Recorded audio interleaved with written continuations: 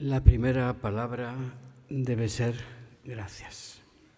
El primer sentimiento es gratitud. La primera emoción, contradictoria. Buenas noches. Querido presidente Diego Rodríguez Gerudo, querida Junta Directiva, magnífica rectora, señores decanos, concejal de Cultura, Gemma del Corral, representante de instituciones culturales, presidente y secretaria de la Real Academia de San Telmo, a la que me honro en pertenecer como numerario, representantes políticos, querida María Gámez, amigos, familiares, queridas hermanas, querido Pedro, querida sobrina, queridos amigos, gracias. Gracias por acompañarme aquí esta tarde. Gracias al Ateneo por esta distinción que llevaré con todo el honor que merece y con el compromiso social y solidario que requiere. Gracias a su Junta Directiva, donde hay tantas personas a las que admiro. Gracias, ya lo he dicho, al presidente, querido Diego. Gracias a Inés María Guzmán por su empeño. Gracias a Paco Ruiz Noguera por esas palabras que acabas de pronunciar y que están, lo sé, dictadas por el corazón. El corazón es lo importante. Y en mi corazón se alberga en estos momentos sentimientos contradictorios. La gratitud, ya lo he dicho, es la primera de las emociones, pero también la contradicción de pensar en todas esas otras personas, algunos magníficos amigos que podían estar aquí hoy en mi lugar, con más merecimientos que los míos, sin duda. A todos ellos, de corazón, mi emoción y mi sentimiento, mi adhesión. Como va mi adhesión a las personas e instituciones que reciben esta medalla conmigo, el músico José María Puyana, la fiscal Flor de Torres, el pedagogo Miguel Ángel Santos y la Facultad de Ciencias Económicas y Empresariales, que cumple 50 años. Cuando yo nací, en Málaga no había universidad, ni siquiera esta primera pionera, la Facultad de Económicas. Era una Málaga oscura, olvidada, gris, sometida a una indigna dictadura. Cuando me llegó la edad de ir a la universidad, tuve que dejar Málaga para estudiar en Granada y Madrid con un enorme esfuerzo económico de mis padres. Por eso siento que uno de los acontecimientos más relevantes y decisivos de la historia de Málaga, el más importante del siglo pasado, fue la creación de su universidad, ese sueño largamente anhelado. La Universidad de Málaga también ha cambiado a la ciudad. Ha hecho a Málaga mejor, más igualitaria, más culta, más libre. Cuando nació, pude unirme a la celebración de su nacimiento desde mi primer trabajo periodístico en el inolvidable periódico Sol de España.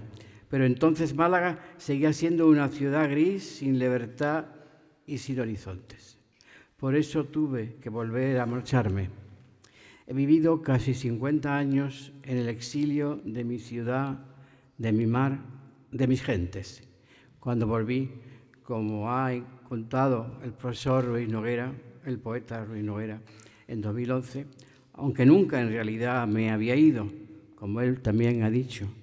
Nunca pasó más de 2 meses sin que viniera a Málaga a ver sobre todo si el mar seguía en su sitio y si la grisura había ido desapareciendo. Podía aplicarse aquí el verso de Cernuda: olvido de ti sí, mas no ignorancia tuya. Cuando volví a Málaga decía, ya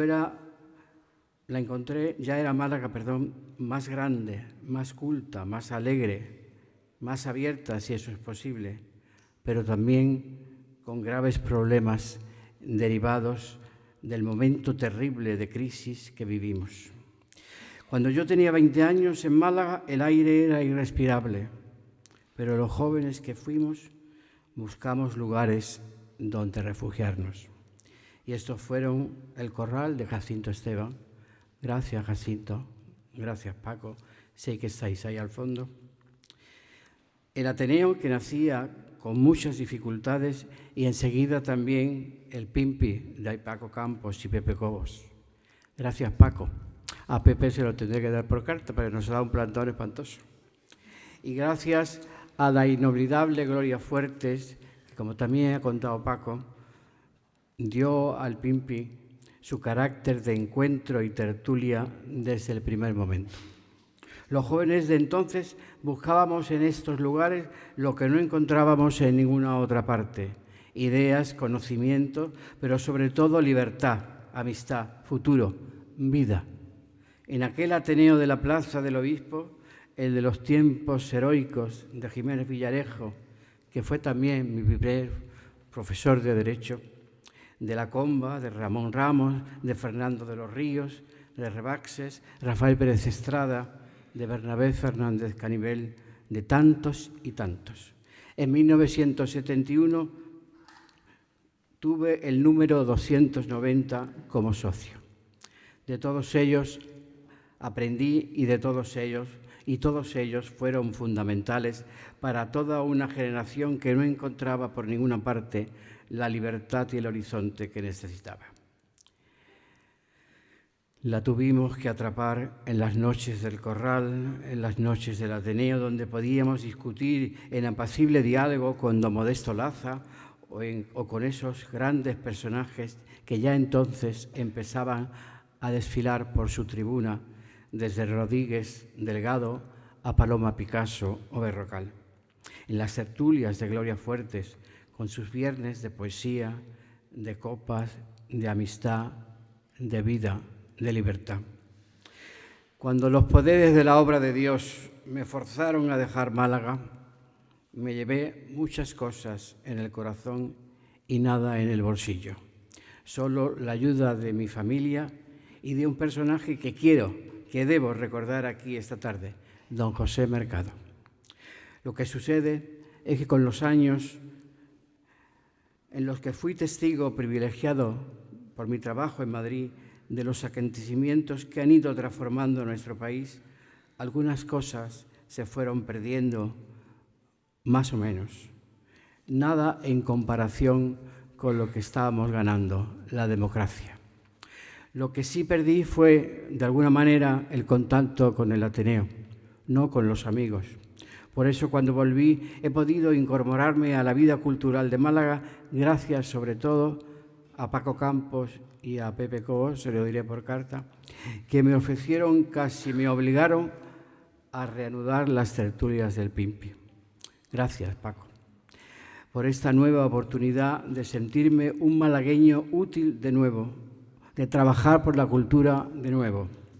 Y gracias también a Diego Rodríguez Vargas, el presidente de este nuevo Ateneo, que tuvo la confianza en mí para pedirme que colaborara en la redacción del manifiesto con que el Ateneo malagueño quiso dejar clara su postura ante un momento difícil y duro de nuestra historia, como consecuencia de un profundo cambio sistémico, como consecuencia de la inacabable voracidad de los bancos, de la avaricia de los mercaderes y de esos otros males que este país cada poco tiempo repite: la corrupción, el mal gobierno y el partidismo insolidario.